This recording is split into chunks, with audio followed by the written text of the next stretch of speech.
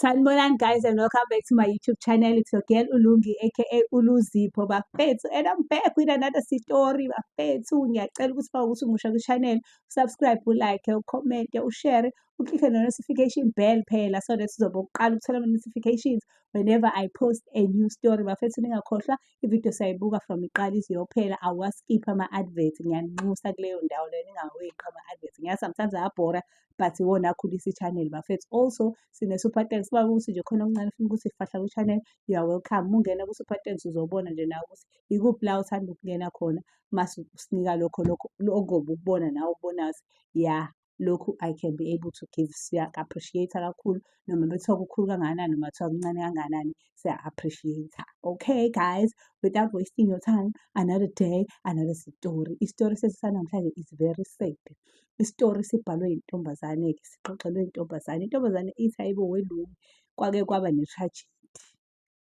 Hayibo, ithi kwake kwaba ne-tragedy. There was ugeli. Ugeli kuthiwa-ke wayekade nje ehlala no-anti wakhe. Kuthiwa uma ehlala no-anti wakhe, kanti u-anti wakhe uyamsebenzisa njengesigqila socansi.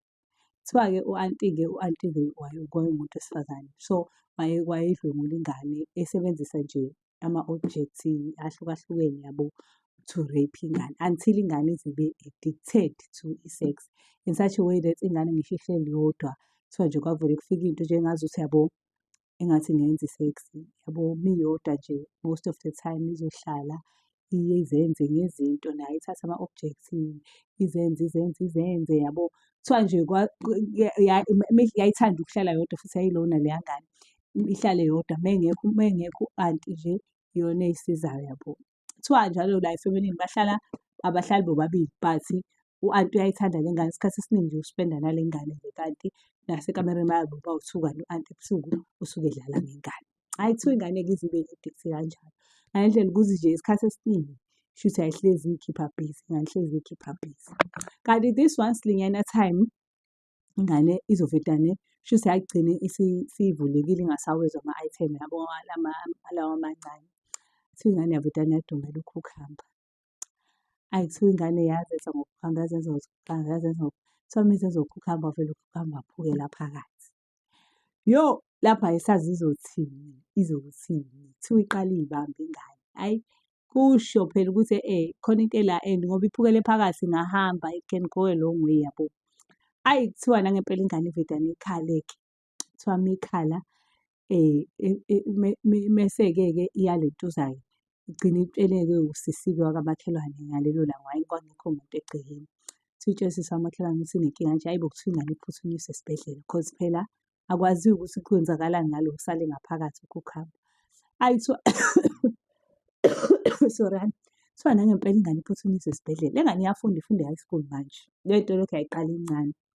Ayi kuthiwa iphuthunyiswe esibhedlela, kuthiwa uma iphuthunyiswe esibhedlela, hhayi ikhishwe-ke nangempela. Kuthiwa kodwa indaba ivele idume, uyayazi indaba engasile ivedane igcwale umhlaba. Kuthiwa idume indaba ize iyofika nje nasesikoleni, angithi la kuney'ngane afunda nazo vele.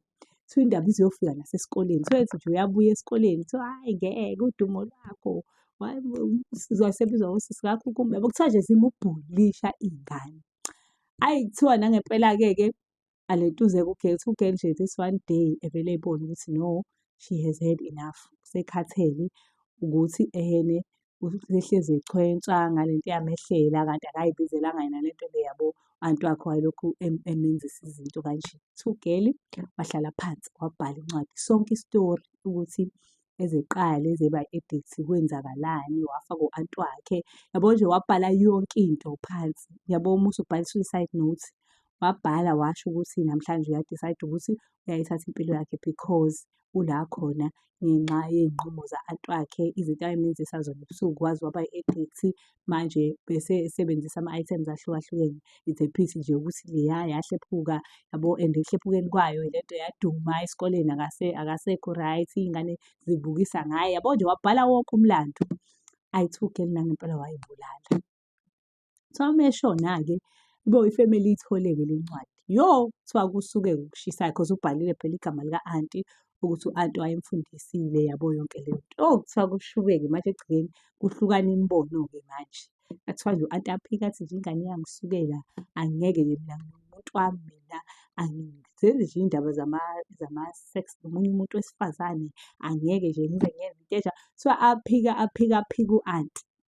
Hhayi kuthiwa nangempela-ke nje koda nomndeni usho ukuthi ngeke ingane ivele ikusukele ikuqambele amanga and ku-unlikely for ingane engakayaki ukuthi ingenza izinto. Yazi leyo mama nje le ngane kushuthi ibisijola manje ibisiyazi le nto lena yabo yayifunda lapho. Hhayi kuthiwa-ke kuhlukana imibono-ke la egcekeni nje abanye bathi nje u-anti ngeke sengaze kufe ingane yabo, kuxatshanwe phakathi akusakhulunyiswana yabo, abanye abasamfuni u-anti.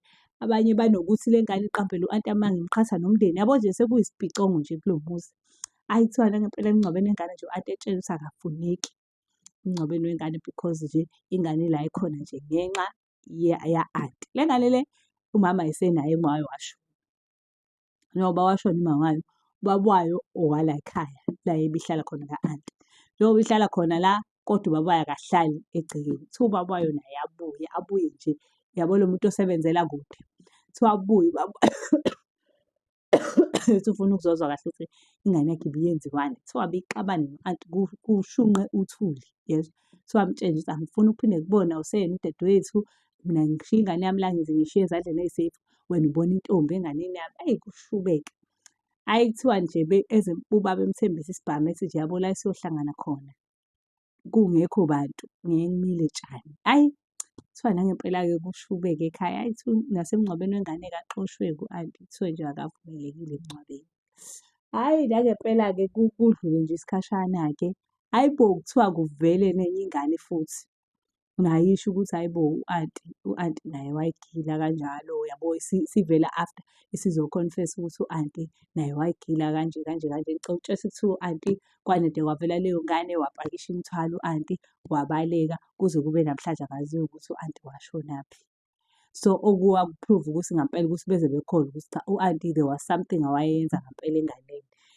Kuthiwa-ke wabaleka ku-anti wathutha kanjalo wahlukana kanjalo nomndeni wakhe. But it was a pity ukuthi ingane yayingeke isakwazi ukuthi beyivuse ngoba vele yayisivele isishonile and abantu base beyi-treat-a ngale ndlela ababe-treat-a ngayo. But even though kuthiwa-ke abantu base bey'sola-ke Nkosi yami emngcwabeni but hhayi ngeke into eyayisizokwenzeka-ke. Then kwavela ingane-ke enye yasho ukuthi hhayi ngampela naye u-anti wakwayigila kanje kanje kanje. Kuthiwa u-anti wapakisha imithwalo-ke wahamba. Nalaba abanye-ke bomndeni ba-prove-ke ukuthi hhayi bo ngampela u-anti kanti ubevele engcolile egangane ingane. Utshela ukuthi u-anti lapho wayenazo naye iy'ngane zakhe but kuthiwa nje washiya kanjalo kwasani. Wanyamalala akaze ephinde etholakale kuze kube yinamhlanje ukuthi washonaphi. Engabe uyigila ngakuphi iy'ngane uma kuwukuthi usaqhubeka nale nto akayenza. Siphela lapho-ke isitori sethu sanamhlanje. I hope nizi-enjoyile guys. Please do comment. Ngiyawabona ama-comment enu ngisazobe ngiwaphendula guys bengigowa. Mengigowa, I'm so sorry. Thank you so much for watching. Ngiyanithanda.